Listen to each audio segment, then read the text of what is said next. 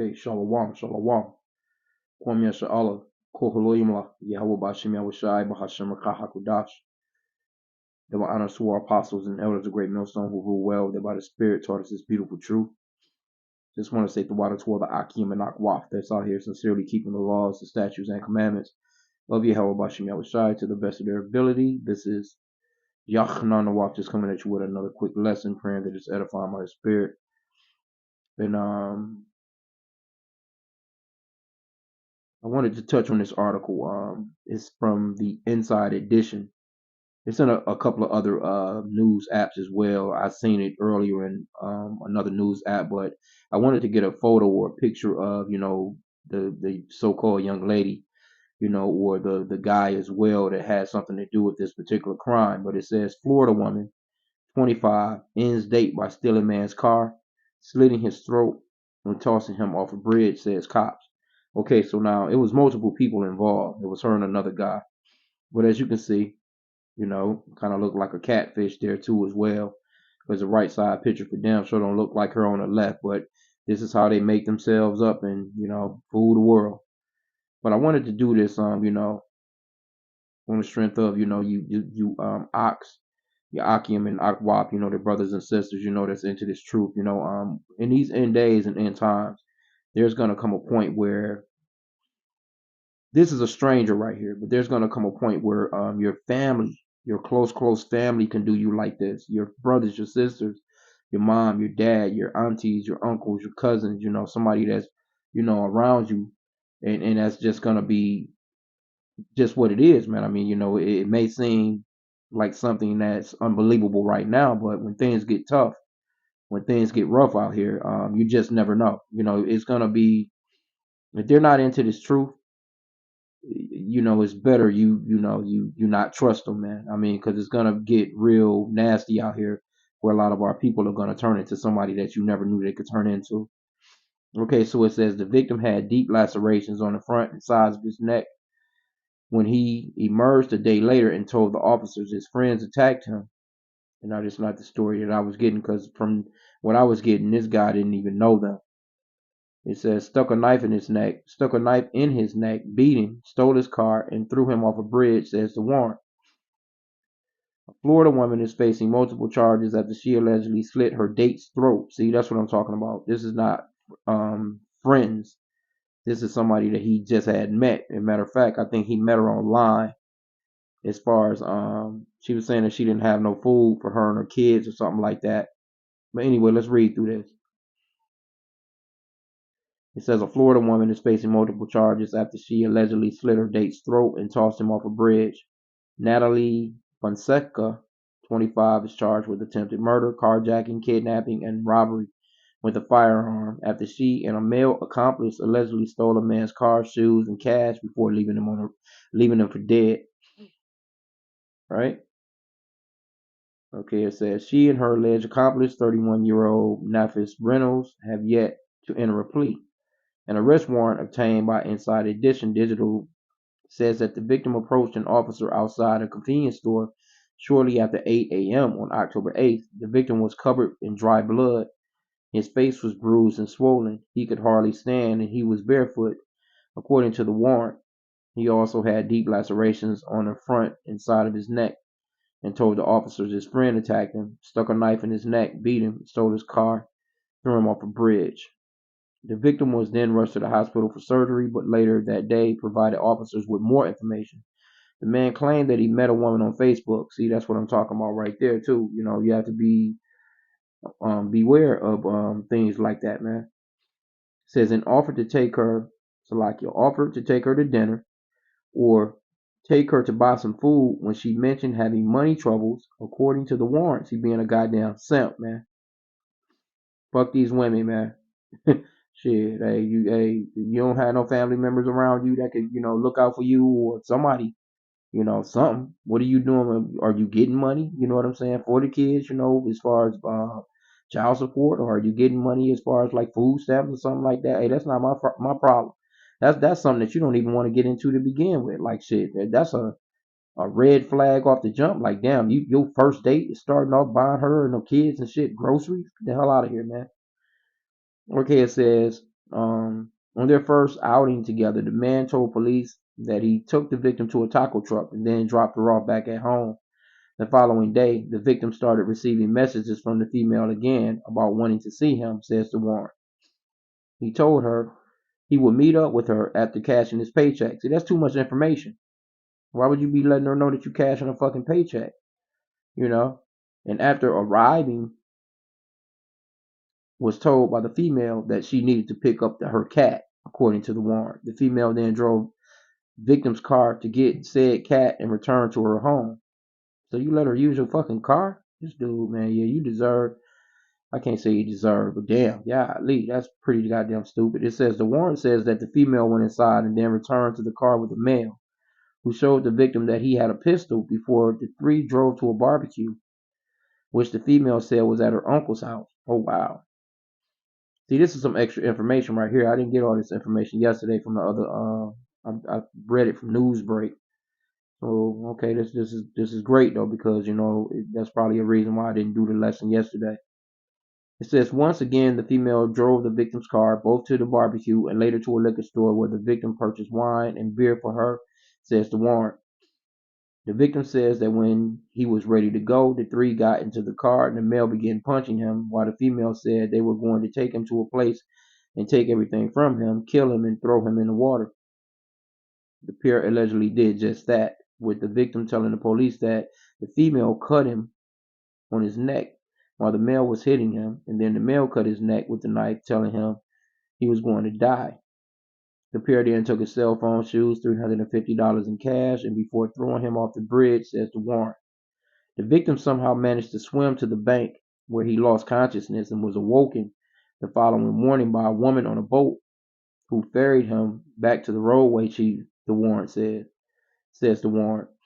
He then managed to flag down a motorist who drove him a little while before pulling over and informing him he had to get out of the car, at which time the victim walked 10 minutes down the road and encountered a police officer, according to the warrant, which is kind of crazy right there, too.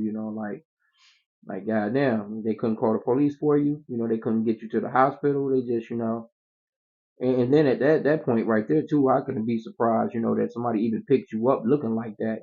That would have been, I'd have been like, hey, I'll get 911 for you at best. But I wouldn't even be able to even let you in my car, man. I don't know what the fuck going on with you. You could have somebody whoever done that to you could be next ready to do it to me. Shit. It says the victim did not know the woman's name or her exact address, but did describe the home, and police later found surveillance footage of the victim and Fonseca at a local convenience store, as well as video of her entering a store while the victim and Reynolds sat in the car outside. After 3 days in the hospital, the victim was discharged and took police to the scene of the crime, identified the home where this guy and this woman lived as being the home of the man and the woman who tried to kill him, according to the warrant. Okay, she's scheduled to be arraigned in November 17th. Okay, so yeah, this is some shit that I didn't get all that information when I read the very first story.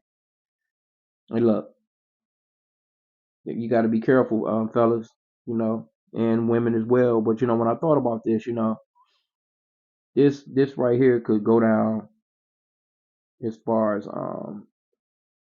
with your family members as well. See, here's the guy right here. You can see this guy on the right hand side right here. They're not showing him like that. Let me go back. But if you can see this guy right here, I don't know why they didn't just go into oh, here we go right here. Okay. You can clearly see. As soon as this motherfucker walked out and he was looking like this right here, you know, if she walked out with the green hair, looking like that, and then this wild looking motherfucker right here, hey, look, you supposed to have been. Come on, bro. You don't go to nobody's house like that and then allow them to go to your house and then you allowing the bitch to drive your car and all kinds of other stuff. Anyway, but the point that I wanted to get is that in these last days, your family can do you like that, man. And it's been happening because one of the things that Yahweh Shah spoke of, right, in Matthew chapter 24, which let me get that. I didn't write that precept down, but let me get it on Matthew 24 and verse 3. And it reads, and as he sat upon the Mount of Olives, the disciples came unto him privately, saying, Tell us, when shall these things be, and what shall be the sign of thy coming and the end of the world? Okay, so now the disciples is asking the Lord what would be happening in the end times, basically. Now, let me jump to the point, verse 12, and it says, and because iniquity shall abound, the love of many shall wax cold. So that's one of the things that the Lord mentioned that would be happening in the last days. The love of many waxing cold because of iniquity, because of sin, man. You know how treacherous you gotta be to just be like, you know what, we're gonna kill this man. We'll get, $350. They took his shoes. They took, some bullshit, bro. This dude, he's nice enough to get you a goddamn meal, you know, chop it up with you, try and look out for you and your kids or whatever. But that's what I'm saying. Like, don't fall for these women, man. When it comes straight down to it, fuck, if you hungry, okay, I'm sure you know somebody. You knew somebody before you met me to get you something to eat, you know, especially on some this is a first meeting, first date deal. Nah, man, that's no way to meet nobody on no first date. Hey, look, I feel sorry for you. Well, maybe things will work out for you, but I got to move on because that's not the way I'm about to start something with somebody. You know, here you go, you in a hole as soon as you meet them. As soon as first date, you in a hole, and then, hey, that's kind of crazy though because that comes up with the what's that? The list that the women came up with as to where not to take me on a first date. He took her ass to a taco truck. So keep that in mind. Okay, but this is Matthew chapter 10. Let's let me see here. Let's start at 34. And this is Yahweh Shai speaking, which the world ignorantly calls Jesus. His name is Yahweh Shai, which means that he's the Savior or deliverer in Paleo Hebrew, and the true name of our Father. The world, the world calls him the Most High, or they call him all these different titles, but his name is Yahweh, which means that he exists, or the existing one in the Paleo Hebrew. And those are the true names to call on. And that's very important to know in these last days because there's going to come a point where you're going to need to call on Yahweh Bashim El Shai, man. And not white Jesus, because white Jesus is a damn idol, man. Matthew 10 and 34. It says, think not that I am come to send peace on earth. I came not to send peace, but a sword. Now this is the Lord talking. This is in red letter. For I am come to set a man at variance against his father, and the daughter against her mother, and the daughter-in-law against her mother-in-law. Verse 36, the point, and a man's foes shall be they of his own household. And so you have to keep that in mind. There's going to come a point where though that favorite cousin, that favorite auntie, that favorite uncle, hey, when famines start to hit, because that's one of the things that the Lord spoke on too, famines, pestilence, um, all these different things, insurrections, things getting really, really hard, people not having what they would normally have to be comfortable. Hey, it's gonna get crazy as hell out here. And you can go from being favorite niece or favorite nephew or favorite cousin or favorite, to being them looking at you like a complete damn enemy because they know you have it. But see, being in this truth, being in these scriptures, you know what I'm saying, you're gonna be a lot more settled in than a person that doesn't have this truth. You know, you're gonna be more of a person that hasn't squandered everything that you done went to work for, so to speak. See, these people, they'll squander every goddamn thing. As soon as they get their check, it's gone. They know that they have responsibilities and payments and things to do, but they'll spend all their fucking check on a new outfit, some shoes, something, a trip, going somewhere when they know full well that they have responsibilities. They'll spend the last of their money and know the kids got to eat. It's a lot of people that live like that, man. So just think when things get rough, man. And I'm sure a lot of you know who your family members are that are like that. They may be cool right now and say hi and all this. You can't hell, you can barely trust a lot of family members right now. So just think when things get rough, man. Okay, but let's get another precept here. Let's go to this Micah. They had this Micah 7 and 6 in here.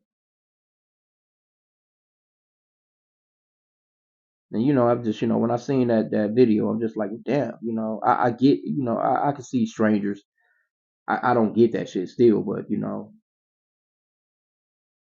it just dawned on me that in these last days, a lot of our close people, even associates, they may not even be, considered to be friends or even friends, you know. If they get to talking to somebody else that you don't really associate with, then you're like, yeah, such and such, they got it over there. I know they got it. They always keep a pantry full of this or a pantry full of that.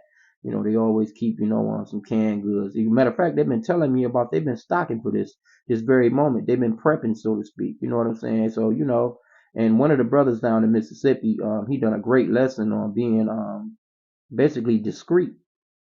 Not letting people know what you're into, not letting people know your business, man, not letting people know everything about your situation. You don't need to tell everybody, hey, look, I'm stocking on this, I got this, or I got that. What kind of gun you got, or hey, they don't need to know anything like that. If anything, you should be pulling the rope a dope on their asses, like, hey, you got some coke, calling their asses up, like, you got something to eat over there.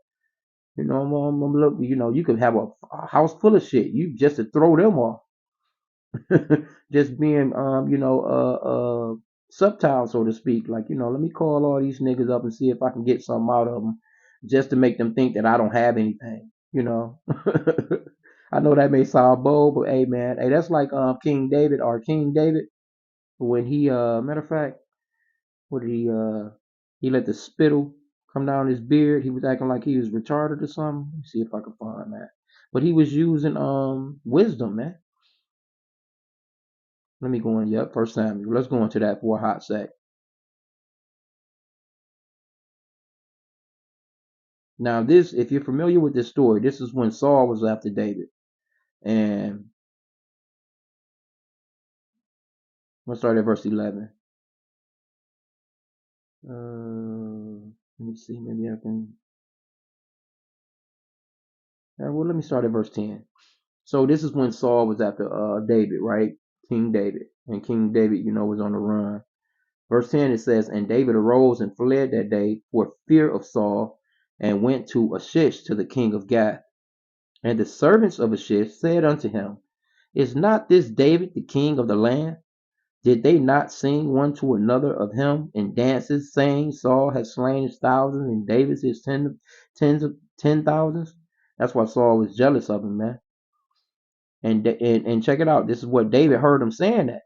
And David, when he heard him say that, it says, And David laid up these words in his heart, and was so afraid of Achish, the king of Gath. And he changed his behavior. Check it out. It says, And he changed his behavior before them, and feigned himself mad in their hands, and scrabbled on the doors of the gate, and let his spittle fall down upon his beard. So he was acting as if he was, like a retard, man. For lack of better terms, you know what I'm saying? It says, Then said Achish unto his servants, Lo, ye see this man is mad. Wherefore then have ye brought him to me? I have no need. He says, Have I need of a madman? He says, Have I need of madmen, that ye have brought this fellow to play the madman in my presence?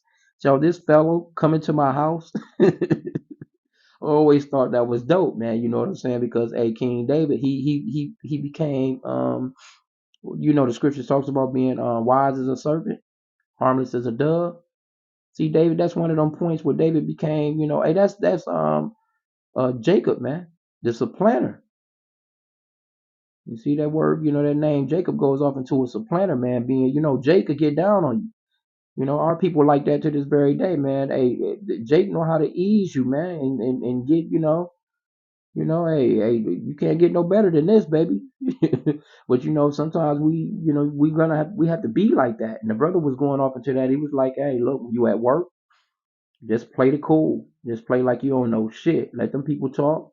Let them get into what they get. And it's kind of tempting too, because you be wanting, stuff. You know the news. You know this. You know that. You want to tell them, hey, look, this is gonna happen. This is the prophecy over here. This is gonna happen. Whatever. Nah, you just play it like you the dumbest person in the fucking room, bro.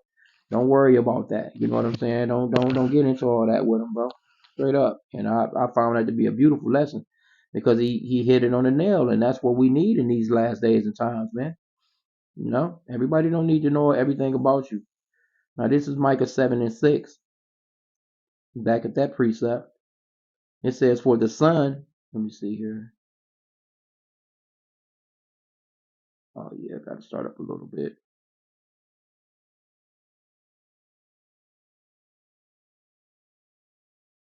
Let me just go to, let's start at verse.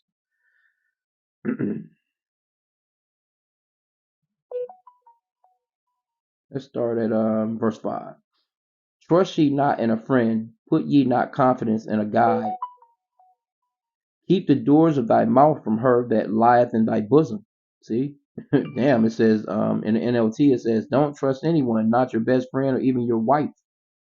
It says, for the son dishonoreth the father, the daughter riseth up against her mother, and the daughter-in-law against her mother-in-law, and a man's enemies are the men of his own house. See that? So, hey, it is what it is, man. Like, it just, you don't want it to be that way, but shit, man, it is what it is. Straight up. This is wisdom, and the Lord is showing us, what's to come basically, or what could actually happen, and we have to be prepared for it, you know. Now this is Genesis 37. And this is the plot against Joseph, right? Now we all know what happened with Joseph, with our forefathers are the 12 tribes of Israel. But verse 18 it says, Genesis 37 and 18 it says, and when they saw him afar off, even before he came near unto them, they conspired against him to slay him. Hey, they hated Joseph, man. They did not like him. You know what I'm saying? Because he was having those dreams, And matter of fact, they said, it says, and they said one to another, behold, the dreamer coming. Because he was telling them about them dreams, man, of him being on top, which he eventually was on top, when he, became second to Pharaoh, in Egypt and all that, but it was actually to save basically the children of Israel at the time. But the thing, the point that I wanted to make is, just look at how just over something as simple as, pretty much overall our forefather, kind of liking him more than you all parents got their favorites. They can say that they don't. I love all my children the same, but I mean, but shit, man, y'all, what's they got to do with you, man? You doing your thing, you out working, you know. Why would you want to slay your brother? But that just lets you know that the mindset of some people, you know what I'm saying, even your closest relatives, because that's no reason to want to slay him, because he may be seen as if he's the favorite of the household. That's no reason. Nothing is no reason to slay him. You see what I'm saying? Okay, but anyway, I wanted to just point that out that even, that's how they wanted to get down on even their brother, blood brethren, man. So let's get Second Samuel. And I just got a few precepts, a couple of examples of situation. Second Samuel 16 and 11. And I pray that this lesson is edifying for the brothers and sisters, man. 16 and 11. Let's see.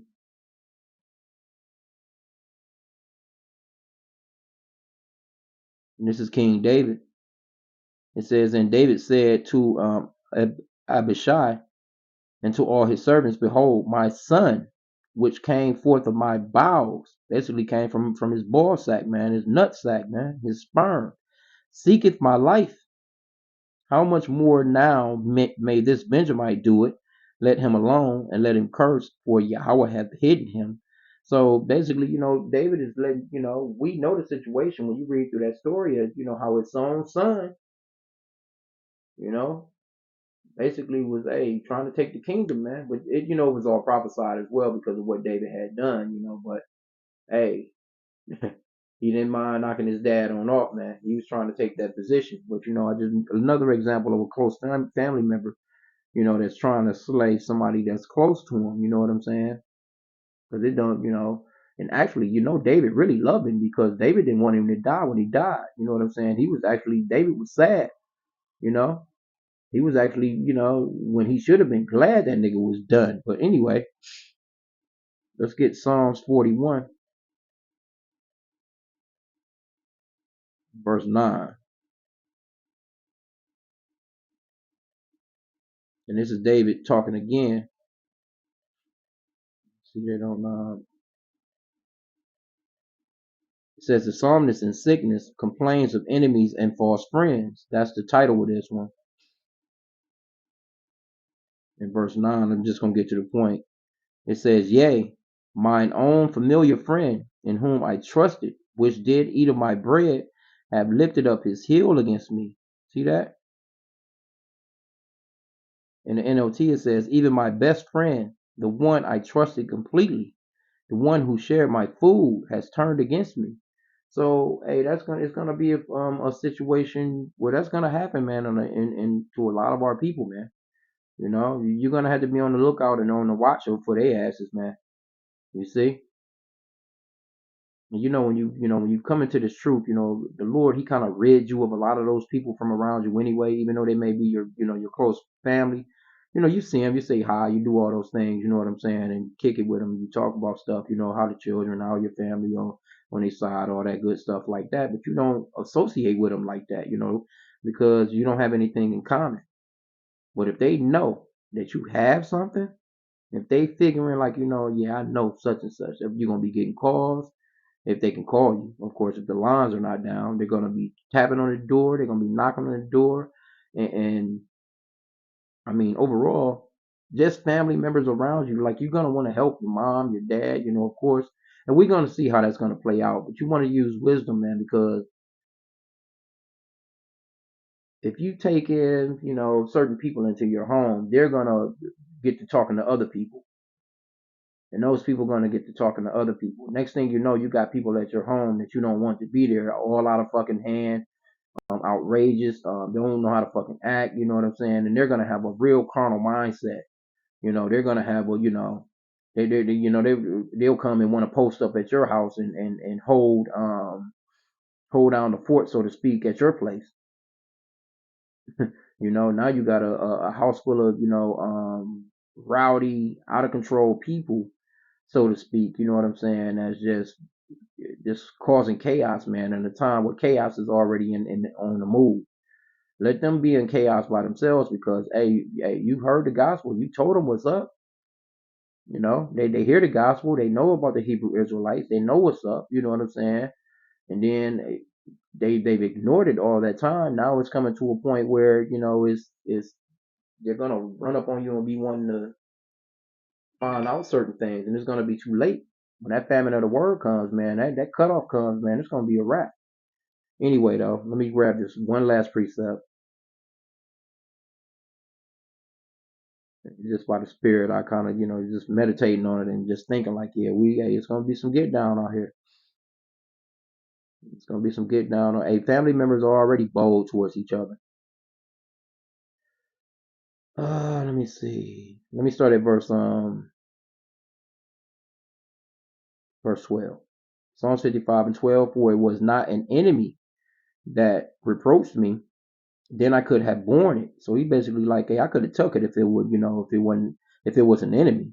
It says, neither was he that hated me that did magnify himself against me when I would have hid myself from him. But it was thou, a man, mine equal, my guide, and mine acquaintance. See? Let's read that in the NLT. Verse 12. It is not an enemy who taunts me. I could bear that. It is not my foes who so arrogantly insult me. I could have hidden from them. Instead, it is you, my equal, my companion, and close friend. What good fellowship we once enjoyed as we walked together to the house of Yahweh. Let death stalk my enemies. Let the grave swallow them up alive, where evil makes its home within them. So I mean, hey, it's gonna be even amongst the Israelites as well. You know what I'm saying? They was in this thing with you, and it could come to a point, man, where they falter, man. A lot of them gonna take that goddamn chip. They're gonna take that chip, and then they're gonna realize and they're gonna remember that you, but the brother's still in the truth. I know he got a couple things over there. He knew what was up. He was kind of stocking. He was doing a little something. He was kind of, putting away a few things, man. I'm gonna go over there and and he got that nigga mind again, with those seven other spirits on him, man. Trying to barge into your place. I mean, it just is what it is, man. I just wanted to just bring this out because I mean, it's a true thing. It's something that we have to grapple with. We don't want to think think of things that way. But I mean, hey, being in this truth, you better. You have to be wise, man. You have to be wise. There's a lot of evil, a lot of wickedness that's about to come to this place, man. And remember that one thing that Yahweh said in verse 12 of Matthew 24. He says, because iniquity shall abound, the love of many shall wax cold. And then also in I think that's Second Timothy in 3, where it talks about perilous times. You know, there's gonna be people that are gonna be they're not gonna be affectionate. You know, they're not gonna be, you know what I'm saying? They're not gonna have that affection for you. It's gonna be, hey nigga, I'm hungry. When hunger strikes, people turn into a whole nother being, man. That hunger will make you, you know, get down and do some things that you never would have thought that you would have done. Because, hey, at one point, our people were eating the children. So, shit, what do you think? Hunger can push you to eating your own child. You know, hey, hunger will make you get down on somebody that, you know, just cause they'll, you know, you know, hey, it is what it is, man. So I just wanted to touch on that. I pray that this lesson was edifying with that. Kwame Shalom.